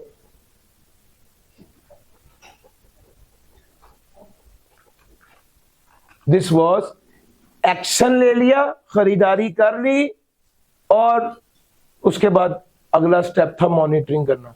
मॉनिटरिंग एंड ऑप्टिमाइजेशन में क्या था कि अब आपकी सेल बढ़ गई है, अब आप रूटीन में सेल ऑब्जर्व कर रहे हैं, सेल कैसी चल रही है, सेल बढ़ रही है या नहीं बढ़ रही। उसमें भी हम मॉनिटर करते हैं एक्शन को और देखते हैं कि हम किस तरह से अपना टारगेट बेहतर तरीके से अचीव कर सकते हैं। मैंने देखा कि शॉप की टाइमिंग पता क्या थी, 9 से 5। मैंने कहा यार तुमने दफ्तर खोला हुआ है, अपनी शॉप की टाइमिंग को आप करो 12 से 10। तो यार मेरा पॉइंट समझ आ रहा है? उस टाइम पे जिस टाइम पे कस्टमर होता है, इससे आपके रिजल्ट बेहतर होंगे। यार मेरा पॉइंट समझ आ रहा है? यानी पैसा और सारा प्लान तो बना लिया, लेकिन हम चीजों को ऑप्टिमाइज कर सकते हैं, रिजल्ट्स को बेहतर कर सकते हैं ये काम करके। दूसरे नंबर पे ट्रेंडी और जो फैशन में चीजें हैं वो वाली चीजें बेची जाए। तीसरे नंबर पे चेंज की जा सकती है lighting to make his store more prominent and attractive in the market. वो चेंज कर देगा, दुकान पर लाइट्स बेहतर की जाए, दुकान का डिस्प्ले बेहतर हो ताकि वो ज्यादा अट्रैक्टिव और ज्यादा लोग उस शॉप पे आना प्रेफर करें। तो यार मेरा पॉइंट समझ आ रहा है? 1 2 3 ये 3 चीजें। सर और ये सारी चीजें की और हमने देखा कि सेल्स को बूस्ट मिल गया है और फिर वो हंसी खुशी अपनी जिंदगी गुजारने लगा। स्टोरी यहाँ पे क्लोज हो गई है। सारे के सारे फैक्टर्स, सारे स्टेप्स मैंने पूरे कर दिए। और सर समझ आ रहा है? सर जी सिर्फ एक बार बताएं, डेटा एनालिटिक्स की हर एक एरिया से आपके दिमाग में आना चाहिए, अच्छा इसमें ये होता है यार। अब मुझे आप लोगों ने बताना, डेटा एनालिटिक्स में सबसे पहले तो स्टेजेस हैं कितनी? 7 स्टेजेस है। सबसे पहली कौन सी स्टेज है? डेटा कलेक्शन में क्या करेंगे? और यार जवाब देने, आप एंजॉय नहीं करना सर, जवाब दे दो भाई। डेटा क्या करेंगे?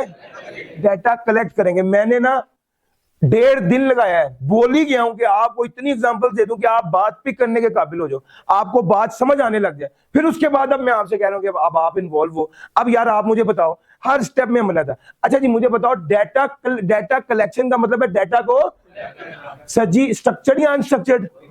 हर तरह का जो भी डेटा आ रहा है उसको क्या कर लो। हाँ, डेटा के अंदर कुछ खूबियां होनी चाहिए। कौन कौन सी? रेलिवेंट हो, रिलायबल हो, एक्यूरेट हो, कंप्लीट हो। यार मेरा पॉइंट समझ आ रहा है? टाइमली अवेलेबल वाली बात भी। डेटा के अंदर ये खूबियां होनी चाहिए। आपने डेटा को इकट्ठा करना है, ये पहला स्टेप हो गया, डेटा गैदर हो गया। अब अगला स्टेप आ गया डेटा क्लीनिंग का। डेटा क्लीनिंग में आपने क्या करना है? डेटा की सफाई करनी है। इररेलेवेंट, इनकंसिस्टेंट को कंसिस्टेंसी को इंश्योर करना है। मैंने कंसिस्टेंसी में आपको डेट वाली बात भी बताई है, फॉर्मेट वाली, ये मंथ और डे वाली बात भी बताई है, जहां पर परसेंटेज की बात आई थी वहां परसेंटेज वाली बात भी बताई। यार ये सारी एग्जांपल इसलिए दूंगा आपका दिमाग खुल जाए सर, आपको समझ आएगा यार ये बात हो क्या रही है। जब आपको ये कॉन्सेप्ट समझ आ जाएंगे, यकीन करें अल्फाज जो है वो मुश्किल नहीं है, अंदर की जड़ की बात आपको समझ आनी चाहिए। अच्छा जी अब जरा मुझे बताइए, डेटा क्लीनिंग में आप डुप्लीकेट्स को रिमूव करें, यस और नो? डेटा क्लीनिंग में आप मिसिंग डेटा को फिल करें, यस और नो? डेटा क्लीनिंग में आप इनकंसिस्टेंसी को खत्म करें, यस और नो? डेटा क्लीनिंग में ये वाले काम करने हैं ताकि डेटा काबिले इस्तेमाल हो जाए, डेटा को एतमाद से इस्तेमाल किया जा सके। ठीक हो गया। तीसरा स्टेप क्या है? ओ बोलो ना, डेटा एक्सप्लोरेशन है। डेटा एक्सप्लोरेशन में आप क्या कर रहे हो? डेटा, सबसे पहले डेटा को एक्सप्लोर करना यानी डेटा को स्टडी करना, डेटा को अंडरस्टैंड करना। जिस डेटा एक्सप्लोरेशन में आप समराइज कर देते हैं, data exploration summarisation data exploration का पार्ट है। डेटा को विजुअलाइज कर देते हैं, उसके ग्राफ, उसके बार चार्ट, उसकी डायग्रामेटिकली उसको प्रेजेंट करना, दिस इज डेटा एक्सप्लोरेशन। चौथे नंबर पे आ गए डेटा मॉडलिंग। डेटा मॉडलिंग में आप क्या करेंगे? 2 वेरिएबल्स के दरमियान रिलेशन आइडेंटिफाई करेंगे। गौर करना, डेटा एक्सप्लोरेशन में भी एक टूल हमने आपको पढ़ाया था सर, डेटा में एक टूल आपको पढ़ाया था, कोरिलेशन मैट्रिक्स।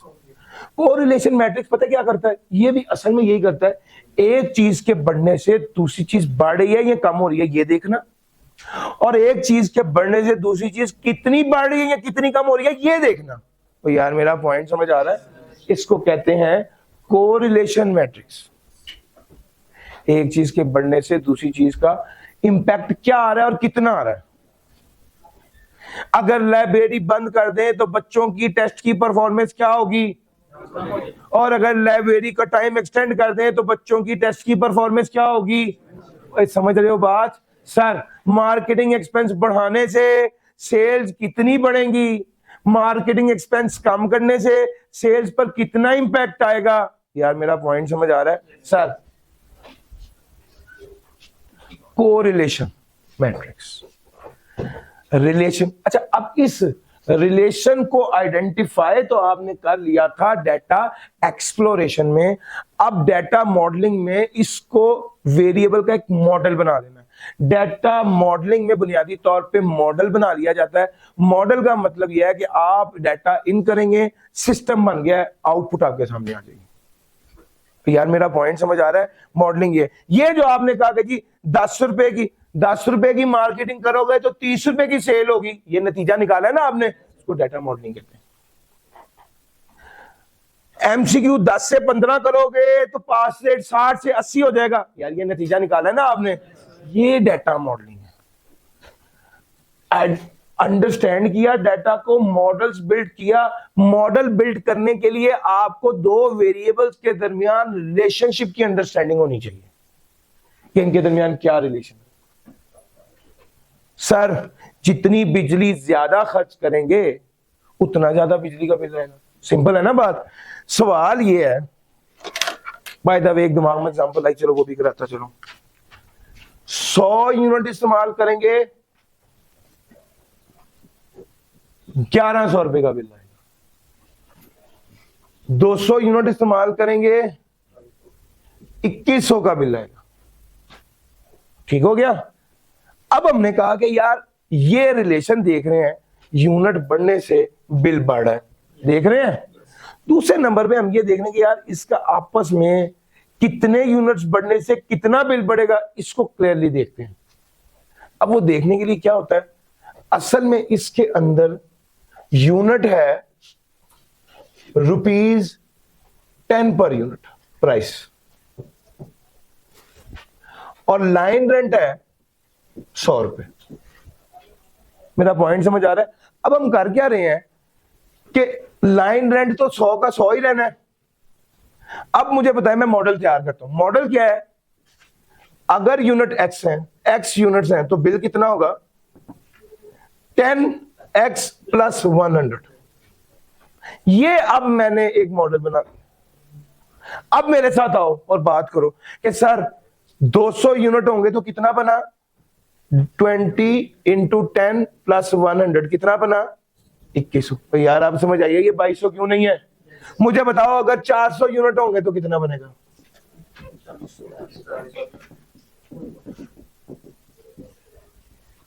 रिलेशन आइडेंटिफाई किया, उसके अंदर की बारीकी को समझा और फिर उसको क्लासिफाई किया।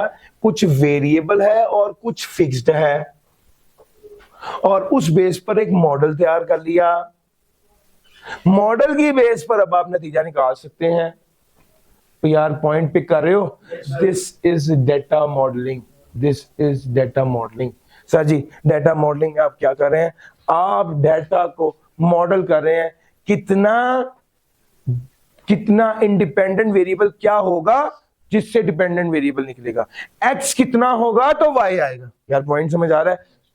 मैंने बिजली के बिल और यूनिट को कंपेयर किया है, क्या आपने बात पिक किया, यस और नो? सर आ गया। मॉडल को बनाने का फायदा क्या होता है, इस बेस पर आप प्रिडिक्ट कर सकते हैं, ट्रेंड्स को अंडरस्टैंड कर सकते हैं, हिडन पैटर्न आइडेंटिफाई कर सकते हैं। आपने गौर किया, हमने हिडन पैटर्न आइडेंटिफाई कर लिया, 100 रुपए का लाइन रेंट है। ये सर मॉडल बनाने से ये होता है, ट्रेंड को आइडेंटिफाई करना। इंटरप्रिटेशन एंड इनसाइट जनरेशन, यहां पर आप निचोड़ निकाल रहे हैं कि यार असल में हम चाहते क्या हैं और वो किस तरह हासिल हो सकेगा।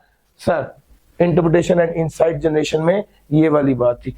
आप अपने गोल को अचीव करने के लिए, आपकी रिक्वायरमेंट क्या है, ये डाटा को एक्सप्लोर करके मॉडल डेवलप करने के बाद बहुत आसान हो जाता है। सर मैंने अभी पिछली एग्जांपल में आपको क्या किया, मैंने आपको बताया आपको 10x की मार्केटिंग करेंगे जिस बेस पर 30x की सेल होगी और 6x का प्रॉफिट बढ़ेगा। ये जो मैंने निचोड़ निकाला है ना, ये है असल। और अगर मेरा प्रॉफिट कितना है मुझे पता है, अगर मेरा भाईजान देखिएगा, मुझे पता है सर, इधर कैमरा करेंगे सर, मुझे पता है मेरा टारगेट प्रॉफिट कितना था, 3000 था। मैंने मॉडल तैयार कर लिया था। मॉडल क्या था, अगर मार्केटिंग एक्सपेंस होगा x तो उससे सेल्स कितनी होगी 30x, और उससे प्रॉफिट कितना होगा 6x। तो मुझे तो प्रॉफिट पता चल गया कितना 6x। मेरा 6x मेरा प्रॉफिट था 3000, तो x कितना आया 500। यहां से मुझे समझ आ गया कि भाई x तो 500 है, ये 30 × 500 करो, 15,000 की सेल जनरेट होगी, और x कितना आ गया 500, यानी मैं 500 का मार्केटिंग एक्सपेंस करके 15,000 की सेल जनरेट कर सकता हूं और 3,000 का प्रॉफिट जनरेट कर सकता हूं। अगर मैंने 3,000 का प्रॉफिट जनरेट करना है तो मुझे 500 रुपए का मार्केटिंग एक्सपेंस लगाना पड़ेगा। उस एग्जांपल में, जिस एग्जांपल में मैं आपको ये बता रहा था, आपके जहन में अगर ये कंफ्यूजन है तो उसमें तो 31,000 आएगा सर, उसमें 15,000 की सेल तो ऑलरेडी हो रही थी ना, तो मैंने तो एडिशनल सेल जनरेट करने के लिए मार्केटिंग एक्सपेंस करना था, तो मैंने 500 का एक्सपेंस करना था और मुझे 3,000 का प्रॉफिट हो जाना था। और सर समझ गए, ये गेम थी। तो ये इंटरप्रिटेशन का मतलब है कि यार मैं अब ये नहीं कहा, अगर इंटरप्रिटेशन का मतलब है मैं नतीजे तक पहुंचूं, मेरा असल टारगेट क्या है, प्रॉफिट कमाना, तो मैं प्रॉफिट को रिलेट कर सकूं इनपुट्स के साथ, प्रॉफिट को रिलेट कर सकूं मार्केटिंग एक्सपेंस के साथ और सेल्स के साथ। और सर समझ आ रहा है, ये इनसाइट जनरेशन है, इनसाइट जनरेशन है। लो सर, डिसीजन मेकिंग में क्या था, फैसला करना, एक्शन में क्या था, इंप्लीमेंट करना, एक्शन लेना, और उसके बाद मॉनिटरिंग एंड ऑप्टिमाइजेशन। आपने जब इंप्लीमेंट कर भी दिया तो भी साथ साथ देखना है, ये नहीं कि 1 साल बाद देखेंगे क्या बना। और मेरा पॉइंट समझ आ रहा है, ये नहीं कि 1 साल बाद देखेंगे क्या बना, बल्कि साथ के साथ देखना है कि आपका टारगेट पूरा हो रहा है या सर क्या ये वाला एरिया आपको अच्छे से समझ में आया, यस और नो? और सर कुछ बात बन रही है,